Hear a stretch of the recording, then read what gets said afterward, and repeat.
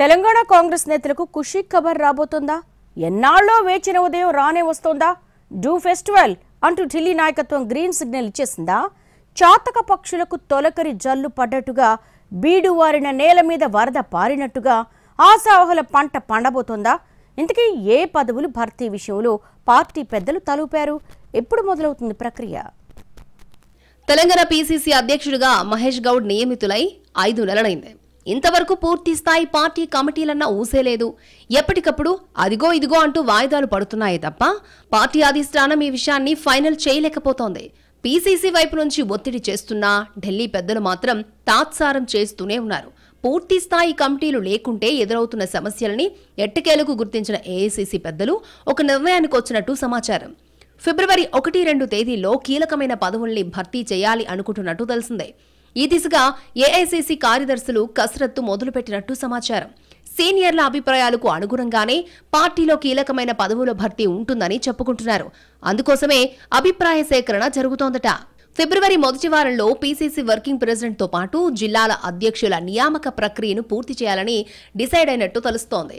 ఇక పీసీసీ పూర్తి స్థాయి కమిటీని ఫిబ్రవరి 2వ వారంలో నియమించే అవకాశం ఉందని చెప్పుకుంటున్నాయి కాంగ్రెస్ వర్గాలు. వర్కింగ్ ప్రెసిడెంట్ విషయమై 1-2 రోజుల్లో క్లారిటీ వస్తుంది అని అంటున్నారు. ఎంపీ చామల కిరణ్తో పాటు ఏఐసీసీ కార్యదర్శిగా ఉన్న Vamshichander Reddy, Rohin Reddy working president post కోసం పోటీ పడుతున్నారు. ఇక బీసీ సామాజిక వర్గం నుంచి కార్పొరేషన్ చైర్మన్ గా ఉన్న నూతి శ్రీకాంత్ గౌడ్ మంత్రి ఉత్తమ్ కుమార్ రెడ్డి ద్వారా ప్రయత్నిస్తున్నట్టు సమాచారం.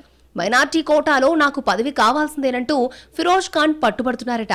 మాదిక సామాజిక వర్గం నుంచి మాజీ MLA Sampath, SC department chairman Pritam తమ వంతు ప్రయత్నాలు చేసుకుంటున్నట్టు తెలుస్తోంది. 4 వర్కింగ్ ప్రెసిడెంట్లను నియమించాలనే ఆలోచనలో ఉందట అధిష్టానం. ఆ 4 పోస్టుల విషయంలో సామాజిక సమీకరణాల్ని పక్కాగా పాటించబోతున్నట్టు సమాచారం.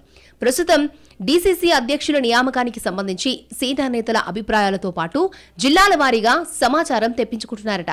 తర్వాత అలకలు బొజ్జిగింపుల పర్వాలు లేకుండా అందరి అభిప్రాయాలకు అనుగుణంగానే నియామక ప్రక్రియను పూర్తి చేయాలి అనుకుంటోంది పార్టీ అధినాయకత్వం.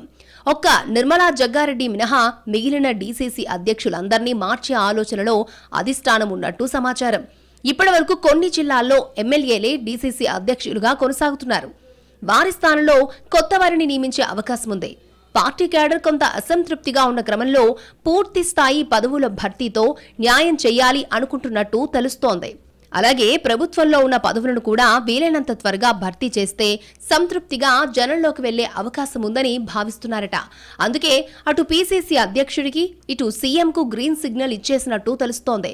మొత్తం మీద అధికారం వచ్చి ఏడాది గడిచిపోయాక ఎట్టకేలకు పదవులు రాబోతున్నాయంటూ తెలంగాణ కాంగ్రెస్ లీడర్స్ ఖుషి అవుతున్నట్టు తెలుస్తోంది.